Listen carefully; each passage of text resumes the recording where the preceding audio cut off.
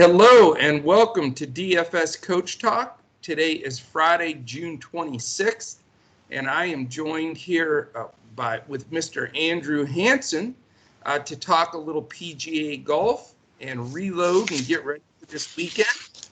I am Joe Sarvati, affectionately known as Coach, and we are going to give you a little podcast here of preparation to start from scratch, as I'm doing, and going for some nice takedowns in the PGA this weekend. So, Andrew, what do you think so far with these? They're just finishing up the second round as we're completing this podcast. So let me know am I going to get my 250 grand out of that Millie Maker that you won? Oh, man, we'd probably be right on the doorsteps if it wasn't for Justin Thomas, because our value plays were excellent. Yes. For the full weekend show back on Wednesday. So I wanted to highlight those right at the top. I hope some of our listeners played those because we teased it. We said, come on in as a member. When we give you our player pool Wednesday night, we're going to share some value plays that we really like. And it turned out that Wesley Bryan at 6,100, he's in the top 20 at 7 under. Brian Stewart at 6,100, he's tied for ninth at 8 under. And Tyler Duncan, 6,500, he's tied for 26th at 6 under. So, nice. If you had those guys in your lineup, and as long as you could avoid Justin Thomas, and that's what I did not do in my best lineup in the Millie Maker, then you'd be really rolling right now. Yeah, I know. I'm kicking myself as well. I mean, it was an odd week in the fact that if you did have some guys you really loved, like a McIlroy or someone like that that's up there, and you were looking for the value plays, I think you would have been in great shape because we filled in a bunch of really good medium and cheap priced guys.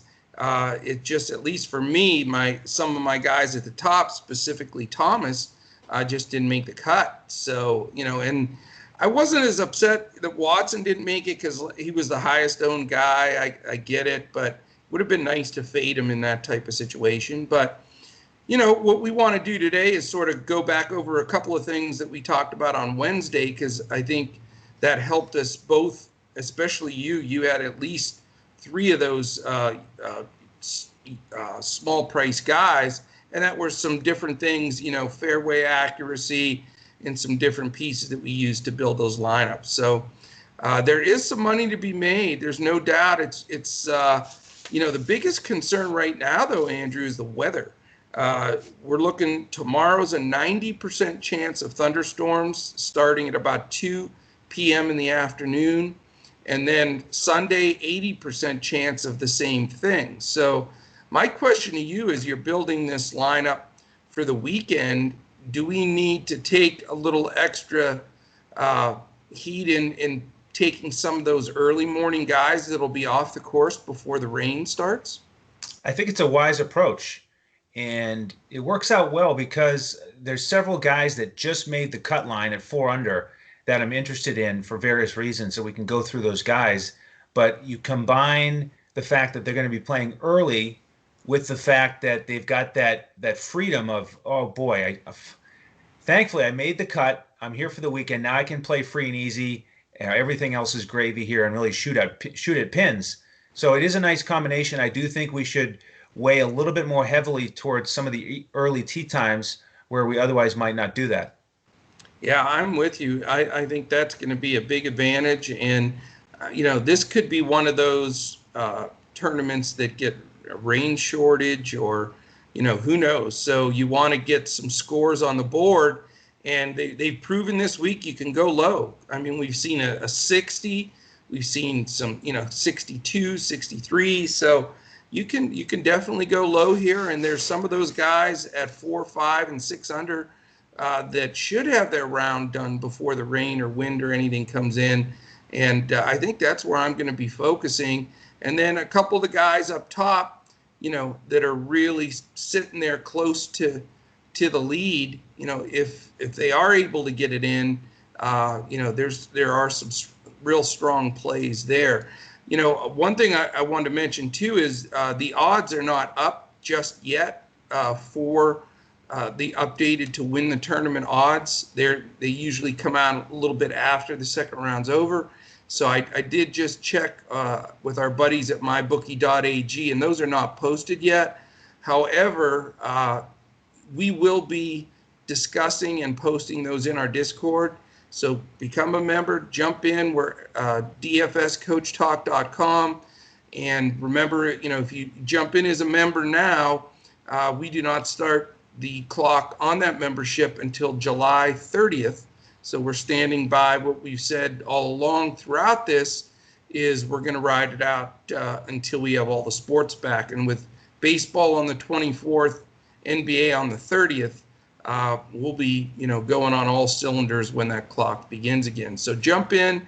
Obviously, catch Andrew here in his hot streak.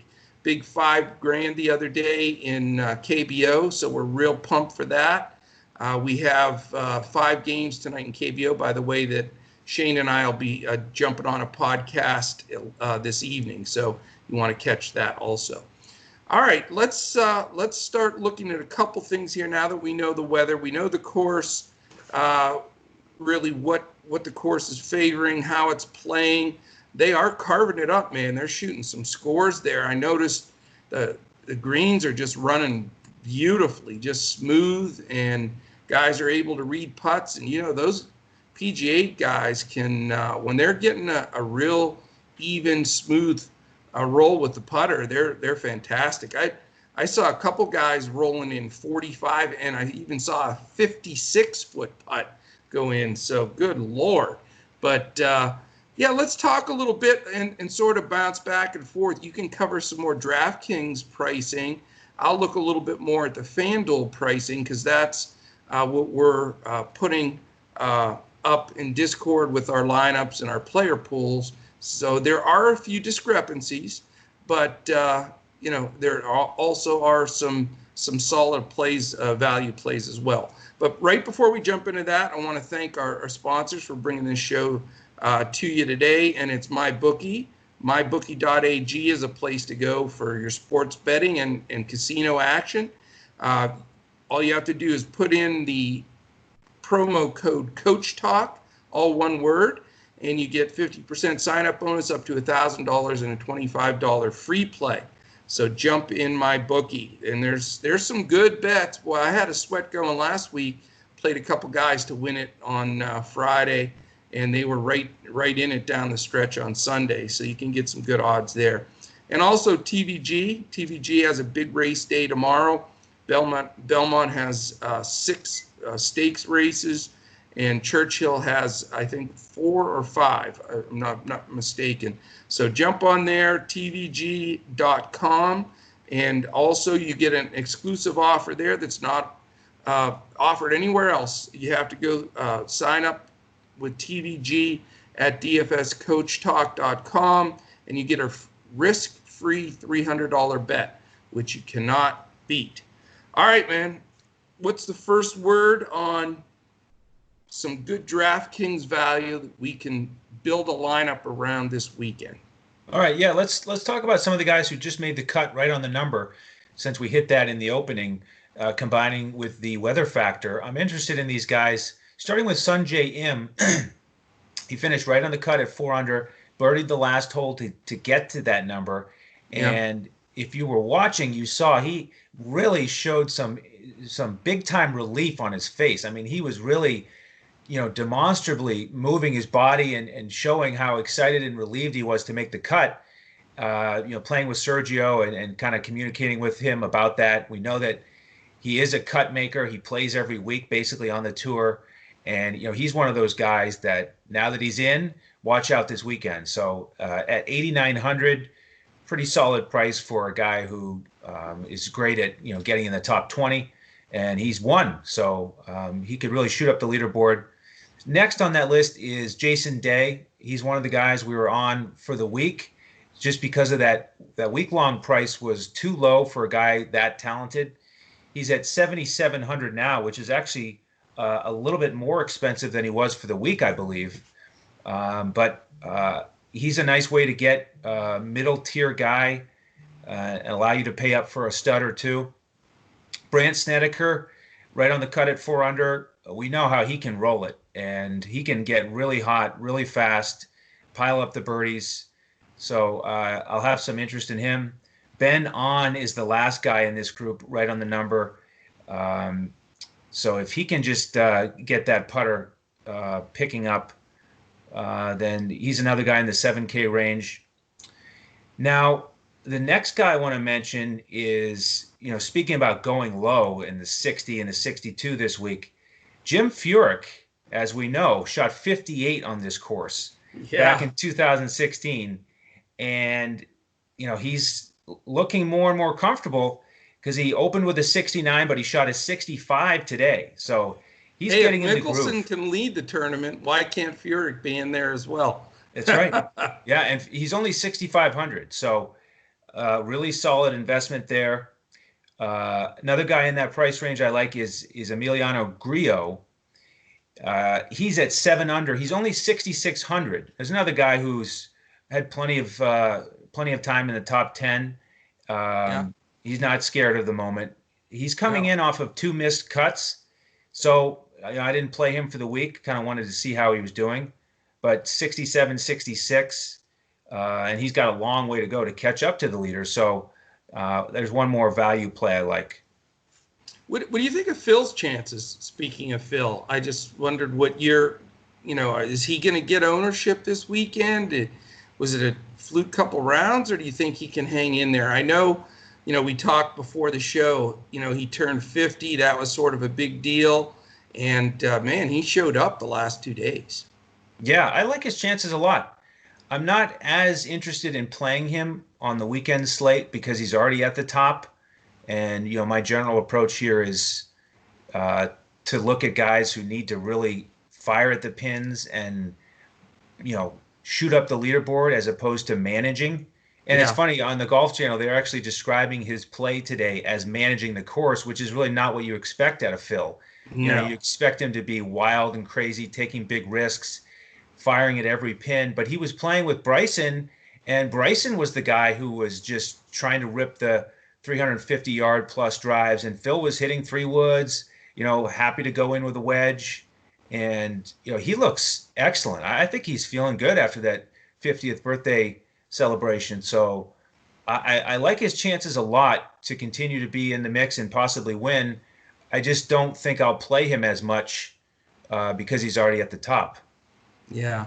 Yeah, and, that weather factor, too. We got to keep talking about that as well, because I think that's not a bad strategy at all. It'd be nice, to get some of these low rounds in the books when the course is in the shape it is. Because if it does rain as hard as they're saying tomorrow afternoon, that's going to have an effect on the course. It's going to play a lot longer. There'll be a lot of things that bother some of these guys in the afternoon that the morning guys don't have to deal with.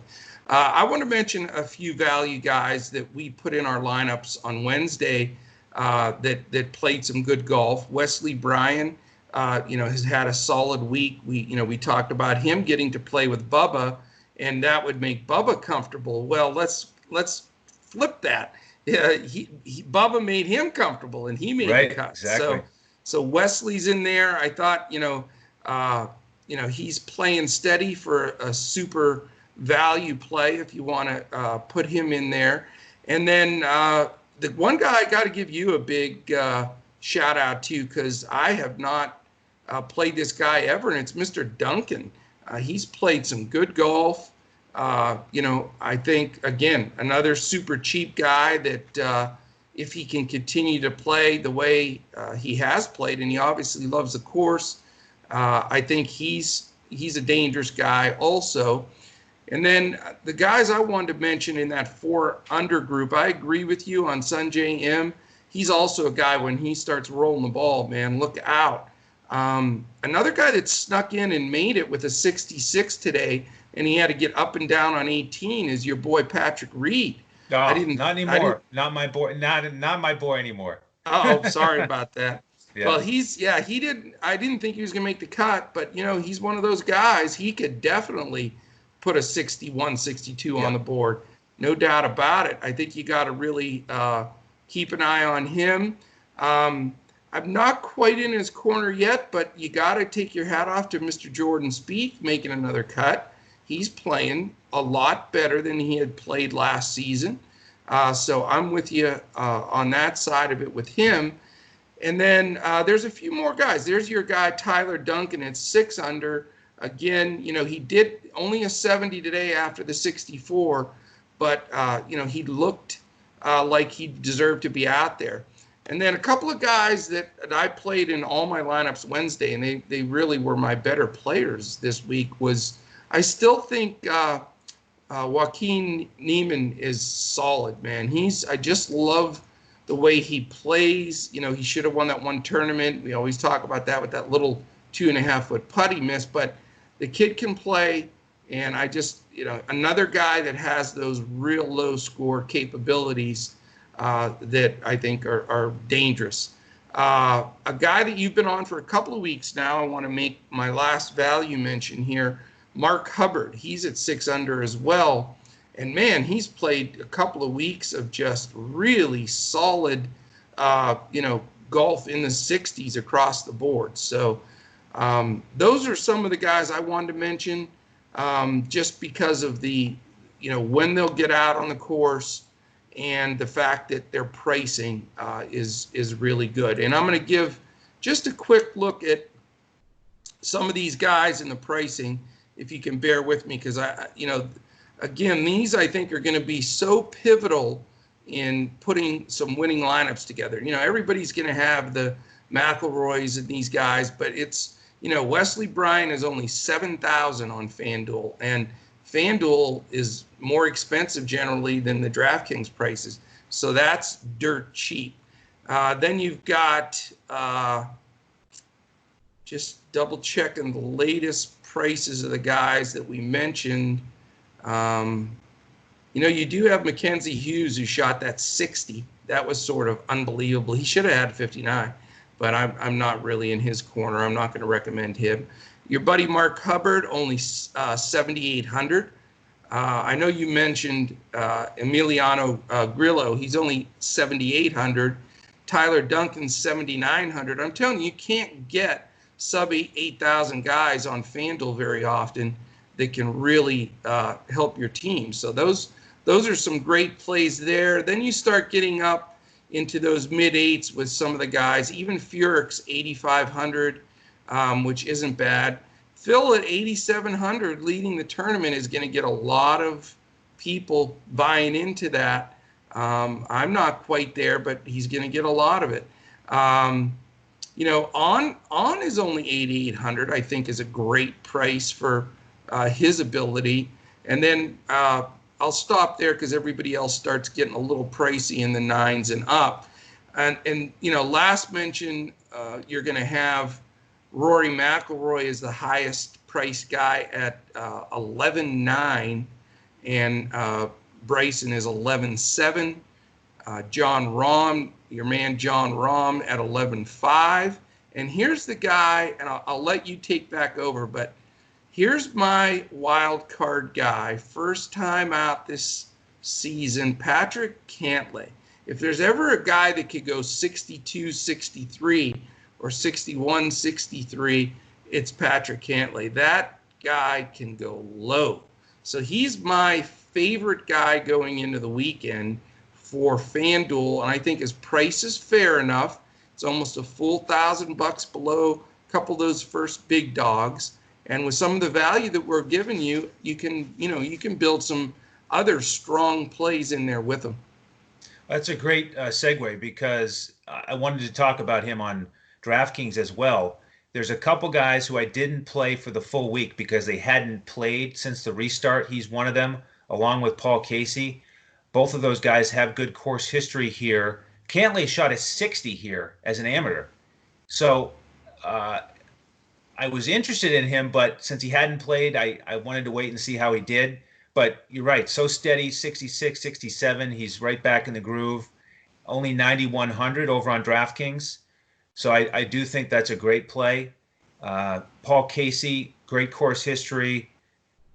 Started slow, working out the rust with a 69, but he shot 66 today. He's only 8,200. I think he's a solid play. Yeah.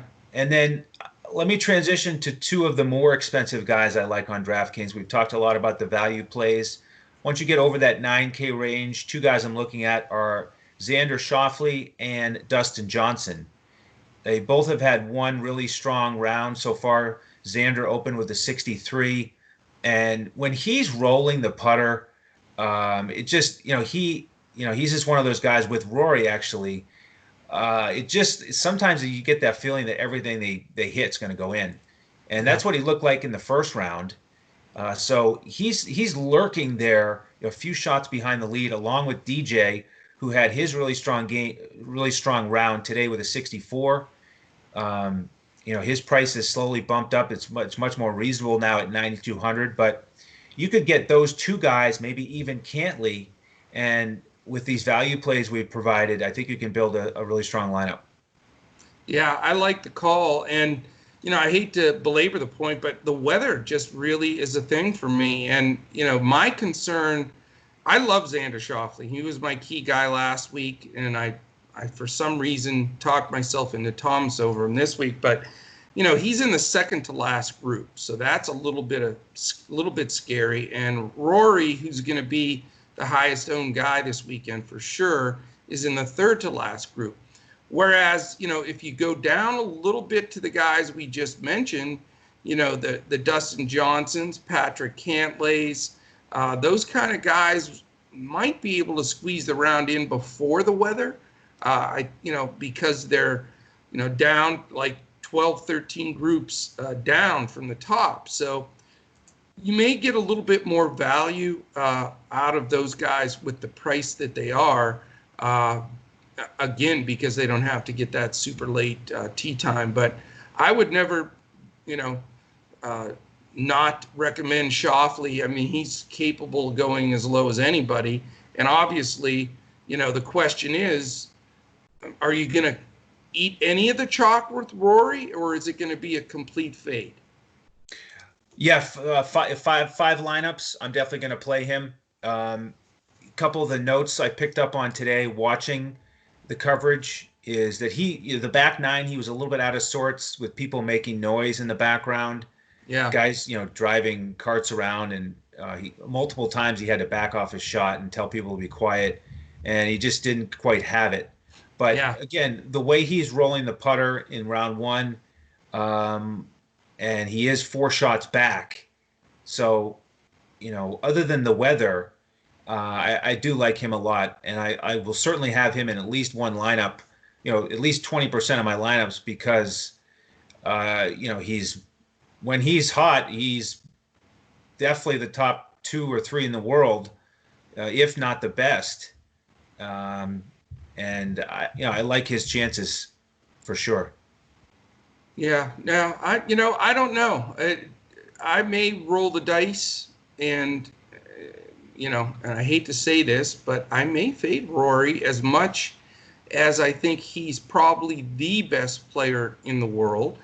Like I say, I've noticed, not just this week, but even last week, he just seems a little bit annoyed a lot. Like he's not really comfortable. I don't think he likes the no crowd, because you can pick up those other little noises because there's no ambient sound back there of like you'd normally expect. And he's real quirky like that. I think that bothers him. So I may go elsewhere and, save some of that money, with the big price on him. I'm going to give one more guy, and then the rest of it, you can definitely join us in our Discord at DFS Coach Talk, because I will have a full FanDuel lineup, and Andrew will post his coveted player pool for DraftKings, which everybody's clamoring for on our. I noticed when I post my FanDuel lineup on there, it sits there for a second, and then Andrew posts his DraftKings player pool, and there's these little fire emojis and all this stuff under there. So we know who's hot right now. I get it. But the guy I'm going to give you is a guy I had 100% on Thursday. I talked about him on the Wednesday show, and he has a great history here. In fact, he's won it, and that's Mark Leishman. I think he is dangerous. He went 66-65, and didn't really make any giant putts or do anything chip-ins, nothing crazy, just real steady. He loves this course. He's dangerous, and I'd keep an eye on him. And price-wise, he's not dirt cheap, but I think you can get him at a fairly good price. He's 98 on FanDuel. What is Leishman, if you don't mind me asking, on DraftKings? Because he's 8 for 10 in cuts this year, loves this course. Yeah, he's a birdie machine. He's a good value there. He's only 7,900. Oh my goodness, I'm loading up. I think the word dangerous is really good for Leishman. He's one of these guys. Occasionally he'll miss a cut and just sort of seem a little bit out of it, but he's a multi-time winner. So that's a perfect word for him. Well, you know what it is with him? I think he loses interest when he's out of the tournament and can't win it. He's another one of those guys. He doesn't need another penny the rest of his life. And so I think if he doesn't have the drive and get real excited when he's in the middle of the pack.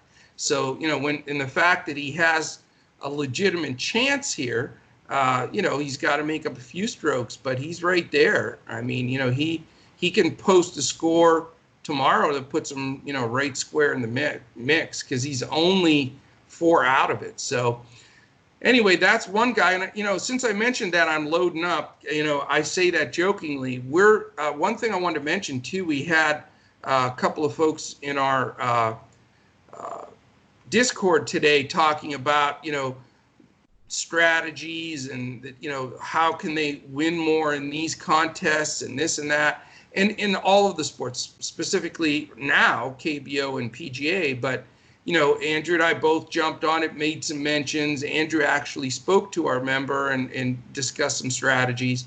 And Jason up in Canada came up with a great idea. We've done some really good podcasts about probably 3-4 months ago about bankroll management, contest selection, the difference of the sites and how they score, and how they price.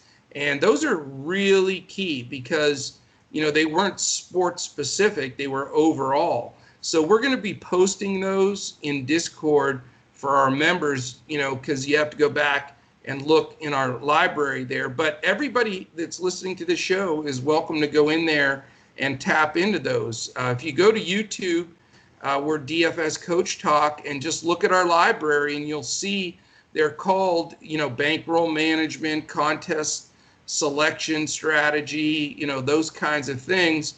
And they're great, not only for, being able to build your stack this next month in PGA and KBO, but they're great refreshers as you start getting ready this next month for basketball and baseball, and then shortly after football. So wanted to make mention of that because I remember, when we finished a couple of those, you and I said, man, those, we got to keep reminding people and ourselves to re-listen, to those. They're not video, they're all audio. We did audio at that point. But, man, they're important things that you have to remember. And you have to treat this, you can't treat this like the guy that goes into the casino with $500 in his pocket saying, all right, I know I'm going to lose this. I'm going to have some drinks, have some fun, and just blow this money. I mean, people do approach DFS like that. You have to approach it disciplined. You got to know what you're going to play. Are you a cash or GPP player? All the different things that go with it. Bankroll management. Don't just go all in just because you like. I mean, you've got to do those things if you really want to be successful and make money long-term in DFS. And I can't imagine anybody out there says, no, I really don't care if I win or lose. I mean, everybody wants to win money and have fun doing it. It's a lot more fun when you're watching these games and you get that sweat going because you're, coming down to the wire with the $5,000 winner like Andrew, and, you get to root that stuff in. But that doesn't happen by accident. There's 3 things, and I'll mention this, and then we'll close up the PGA today, is you have to have discipline of how you're playing and what you're betting, because it is, it's DFS, but it's still gambling. So you gotta stay in control of how you're managing that. That's important. Secondly, you have to know your lane of what you're playing. I always state it on here, but it's so important. I'm more of a cash player. I'm going to look for those 3-man and 5-man, some heads up. My big money's going in trying to build my bankroll maybe from 600 that night to 1,000. And I think that's a fantastic night. Great return on your investment. Whereas Andrew and the GPP players are the guys that are going to look for the takedowns, like the $5,000 that Andrew had the other day. So he's strategically looking to build maybe 5 or 6 lineups, sprinkle them in different GPPs, and go with that strategy. So, you got to understand, because if you try to do one or the other that you're not in that lane and you play the wrong contest, it's going to blow up on you. And then the third thing is understanding the difference in the sites, because the salaries are completely different. The scoring systems are completely different, and people need to see that and just don't take it for granted. I very seldom have the exact same lineup or even pretty close to it on DraftKings and Fanduel, for example, where there's 8 guys, I may have 3 different, and that's because of the build of the type of scoring, along with the pricing and all those other things that come into play. So, don't just plug and play stuff and, take it for granted. And again, that's a great reason to become a member, because we look at those things specifically. We're posting full FanDuel lineups and a DraftKings player pool. So we're taking 90% of that work away from you and, coaching you to head it in the right direction with the right players and play the right contests. Yeah, great stuff. And I'll give one quick piece of advice from the GPP perspective, especially in this day and age. If you're not used to playing PGA and KBO, then be a little bit more conservative with your bankroll. Save it for when the NBA and Major League Baseball come back. In the meantime, if you're playing GPPs and you have a high risk tolerance and you're going to play multiple lineups and just make a couple pivots, then that's fine. But if you want to play GPPs and you're a little bit more risk averse, one thing you can do is build 3 or 4 lineups that are basically completely different, where you don't have, out of 6 golfers, you don't have 4 or 5 of them overlap. Take these 7 or 8 value plays we had, take 2 or 3 of them and then pair them up with 2 or 3 of the higher price guys, and then, build different approaches with different strategies in mind. It's a little bit easier to lay out in baseball, and I'm going to do that on our Saturday podcast this week and talk about building different lineups with different stacks, different pitchers, and all that. But in terms of the golf, just dial it back a little bit. It's a tough sport, a lot of variance, and if you haven't had success, then try 3 or 4 different builds, and hopefully one of them will be the right combination. Absolutely. And again, listen in to go to YouTube, listen in, because we go in depth, like an hour and 20 minutes about the whole 9 yards. So definitely worth checking out. Want to mention real quickly, please follow us on Twitter at DFS Coach Talk.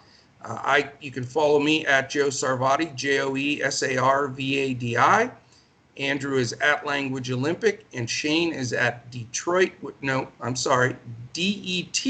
Sports Shane. I got to remember not to say Detroit because it screws it up when you type it in. So it's DETSPORTSSHANE. And then also on Instagram, DFS_Coach Talk. And certainly you can listen into our podcast everywhere podcasts are found: iTunes, Spotify, Podbean, you name it. We are posting every day. So, if you don't want to look at our ugly mugs on YouTube, and you can certainly listen through all of our different podcast hosts. The other thing real quickly is, again, DFS Coach Talk, check us out. Check out our website. The great offers with MyBookie and TVG are both also posted on our website at dfscoachtalk.com. Take advantage of them. And then lastly, our charity of choice here at DFS Coach Talk is mambaon3.org, all spelled out, MAMBAONTHREE, and that is a wonderful charity set up by Vanessa Bryant. So I have a second podcast coming up a little later this evening. Please tune into that when I'm on there with Sugar Shane, the good luck charm Sugar Shane, and we are going to throw down some KBO, and then this weekend we'll be back in the mix on Saturday, looking also to scoreboard, watch a little golf, and give you some more KBO action. So any final words, Mr. Hanson? Yeah, have a great weekend, everybody, and I'll catch you all tomorrow on the Saturday KBO show. Sounds great. And again, we thank you all for listening. We appreciate the time and the confidence you show in us, and we're building our listenership every day. So enjoy it. Please comment, give us 5 stars, subscribe, specifically hit that little alarm so that it lets you know when our podcasts are posted, and keep listening in and keep winning. So enjoy your Friday evenings, everyone. We'll be up in Discord in the middle of the night. It's 4 a.m. Eastern start tonight. So I'll have I may just stay up till 2:45 when I jump in Discord. Might be a late night for the old coach, and we'll make sure and post those changes, or if there's any weather issues, make sure we take advantage of all of those. So thanks again for listening in, and we'll catch you again later tonight and tomorrow as we look to crush it in KBO and PGA DFS.